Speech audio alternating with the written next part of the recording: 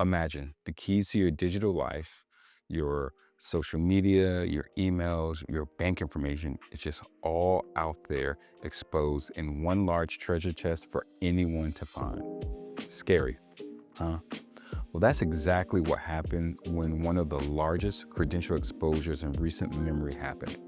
Over 149 million username and passwords were left in a database with no encryption and no protection. That included accounts from things like Meta, Google, TikTok, OnlyFans, and even government employees had their usernames and emails and passwords perhaps leaked. I'm Trent with Visual Torch, where cybersecurity meets clarity. And in today's video, we'll be explaining exactly how this happened, why cybercriminals like to abuse leaked credentials, why this matters to you, but most importantly, how you can keep yourself safe. With that being said, let's get into this video.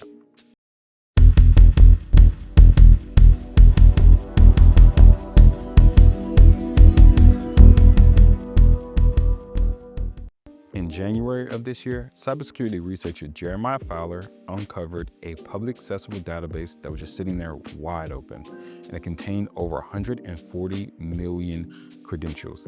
That was usernames, passwords, even login URLs, and just sitting there in plain text. It totaled over about 96 gigabytes of just raw data, no authentication, no protection. And if you want to see the breakdown of some of the biggest accounts that were taken, here's a list of each account provider and how many were stolen. Now, you're probably looking at this and wondering, well, exactly why was this just sitting out there in the open internet? How did this happen? Well, it didn't happen from a big breach from like a Google or a Meta, and it wasn't some other provider just doing something they weren't supposed to do and exposing these credentials either. It's actually something called an info stealer malware. And what this is malware that will infect your system. It's living there, just sitting there and watching. As it's watching, it's stealing things like your keystrokes, your bank account login information, even session cookies, or different type of things.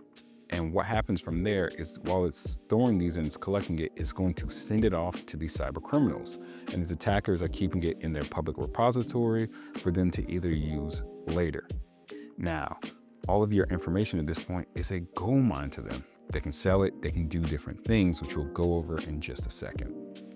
So in essence, your data is very, very important to these cyber criminals. And they don't care if it's a username, if it's passwords, the more they can get, the better, and the more things they can do with it. One of the things that they like to do is what we call account takeover. And you've probably seen this. It's when the attackers just completely get into account and use it as their own. You may have had a friend that accidentally clicked on a link for someone that was selling something, and then boom, next thing they know, they can't get into their account, and you're getting these weird messages from, hey, check out my new mentor that I have. They got me X amount in Bitcoin, and these are the returns. All you have to do is click this link.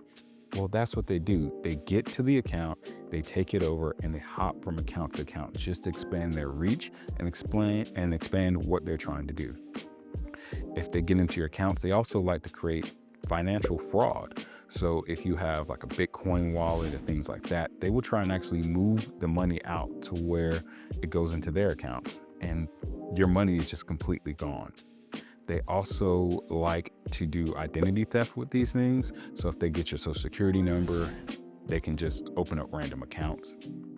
Another thing they like to do is if they get actual email addresses, like in the case of the government officials that were found in this, they can actually target them with specific phishing attacks. So instead of just sending a broad email out, trying to figure out whoever can just click on this link, it'll get them what they want. They can actually just specifically target and craft their emails to that specific user. So it could be high-ranking officials in the press, it can be government official, all type of things like that. Now, I know this sounds scary, and it's okay, but there's ways to protect yourselves. First, we just need to be aware that this is going on, but we're actually going to go over how to protect yourself. The first thing you want to do is you want to go ahead and change all of your passwords. Even if you don't suspect that your accounts were compromised, just go ahead and change them anyway. Get in the habit of renewing your passwords, changing them daily. And you want to make sure that when you're doing this, you're creating strong passwords. It's very easy to get in the habit of, hey, I can't remember all these passwords, so I'm just going to reuse them. But that's what they want. They want to be able to catch you reusing these passwords and use them across multiple accounts that you may have.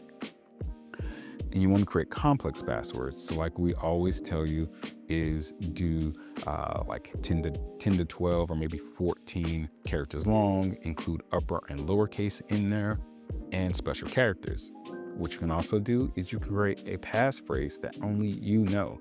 So instead of just making it a password, you can make it a phrase. Then you want to make sure you turn on multi-factor authentication.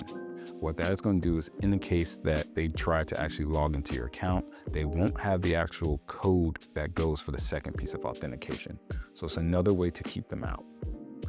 And then after you do that, you want to go ahead and use a password manager. It is going to be the easiest way to store all of your unique passwords.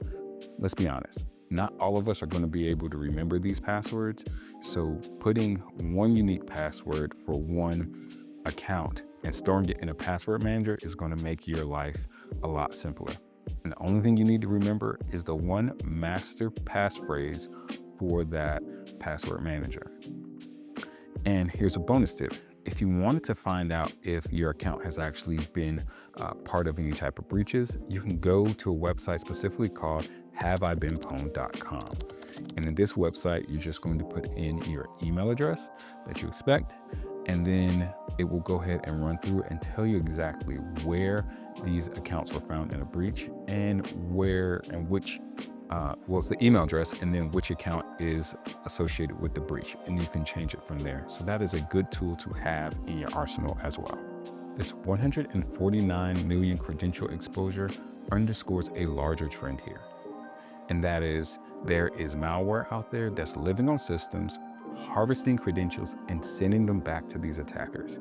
And from there, these attackers are creating a credential library that they are using as a weapon repository, in hopes that just one reused password is going to let them into more accounts. From there, they can break into accounts, commit more fraud, and even spread more malware. More than ever, it is important for us to be using strong authentication practices. Your identity, your digital identity that is very, very valuable, more valuable than you think. Someone breaking into your account can ripple into your financial life, ruining your finances, creating privacy concerns, and even more things than that. So if you like this video, do us a favor, like, subscribe, hit that notification bell to stay up to date. And send it to someone who still reuses their passwords. Maybe you can save them. I'm Trent with Visual Torch, where cybersecurity meets clarity. Stay safe out there.